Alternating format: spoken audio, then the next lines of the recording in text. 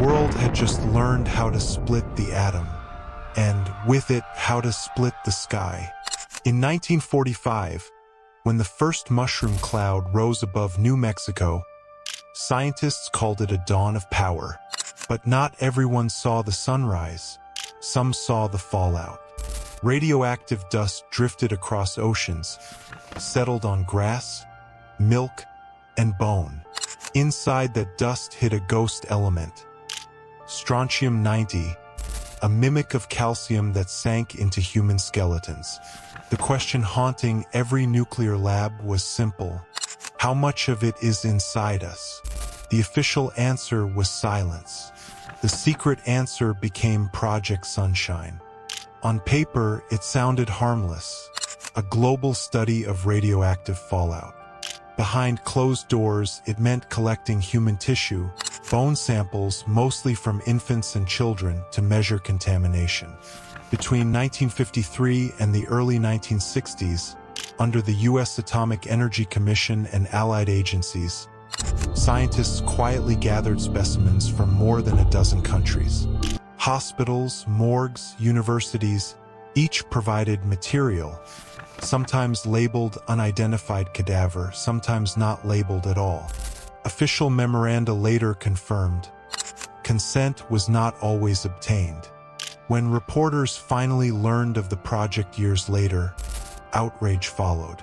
Parents asked, "Whose child did you take?" Officials replied with calm scientific language, "We needed global data to protect humanity." Some historians still defend that logic, saying the study saved lives by proving how fallout spread through the food chain. Others call it the coldest moral equation in science, sacrificing the voiceless to safeguard the living. Among researchers and ethicists, it became the case that changed medical consent laws forever. Yet, beyond the documents, another conversation grew. One whispered in forums, books, and late-night radio. Were all the samples accounted for? Did the program end when they said it did? People say some reports hint at later collection programs hidden under new names, that certain countries continued small-scale studies deep into the 1970s.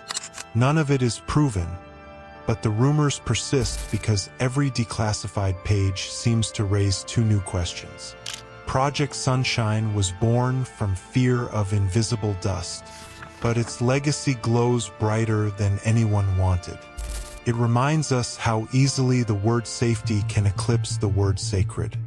By the early 1950s, the world had entered the atomic age, and fear of fallout was no longer theoretical. Scientists knew strontium-90 mimicked calcium. Once ingested, it lodged in bones, forever marking the human skeleton like an invisible signature of the bomb. The question became urgent. How far had the invisible cloud spread? Official memos from the Atomic Energy Commission show the first program goals: track strontium-90 in human tissue globally, analyze samples from multiple age groups, from newborns to adults, build a model predicting radiation accumulation in the population. What the memos do not say, what most citizens would have refused, was how the samples were collected. Hospitals across the United States and later in Europe, Australia, and the Pacific Islands provided human bone tissue. In some cases, infants and children who had died from unrelated causes were used. Consent was inconsistently recorded, and families often never knew. Official reports later described the process clinically, almost surgically: specimens collected, measured, cataloged. For scientists, it was a triumph of data collection. For others, it is a story that chills the bone. The remains of the dead, taken quietly, shipped across continents, studied to quantify invisible death. Some historians defend the project, framing it as necessary to safeguard public health. But people say Sunshine was only the beginning, that the same collection methods or similar programs continued under new code names. No official documentation confirms this, but the whispers persist. The scale of Project Sunshine was staggering. Thousands of bone samples analyzed. Multiple laboratories across the US and allied nations. Radiological measurements recorded in meticulous detail. And yet, the public was mostly unaware. People went about their daily lives, drinking milk, eating food, believing radiation was an abstract danger. Meanwhile, the very bones of the dead were silently revealing the invisible threat. Documents reveal meticulous categorization. Infants, children, adults, North America, Europe, Asia Pacific, male, female, and unidentified. Each labeled, logged, stored, measured. And each one carried a story of life ended, life studied, life transformed into data. Some researchers who reviewed the declassified files note the striking language. Necessary for survival of the nation. The tension between morality and necessity is evident, even in the cold scientific phrasing. People say some scientists struggled privately with the ethical implications, but reports show they followed orders, cataloged samples, and published results, never questioning public perception. The project did not exist in isolation. The atomic tests were escalating. Clouds of fallout drifted across continents. Milk, grass, and water carried strontium-90 into the human food chain.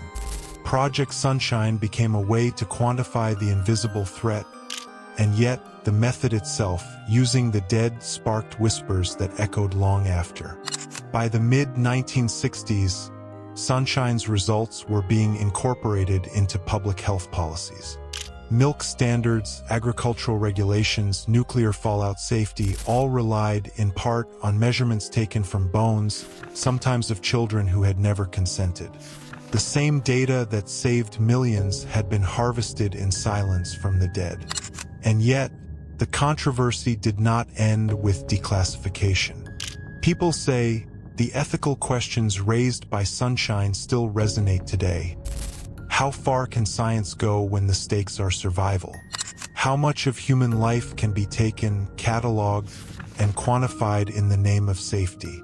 By the late 1960s, Project Sunshine had quietly ended, or at least that's what official documents claimed. The world had changed. The Cold War was escalating. Nuclear clouds drifted across continents, uncounted, invisible, and relentless. The bones collected during Sunshine had been analyzed, logged, stored, and the data fed into policies designed to protect millions. Yet the shadows lingered.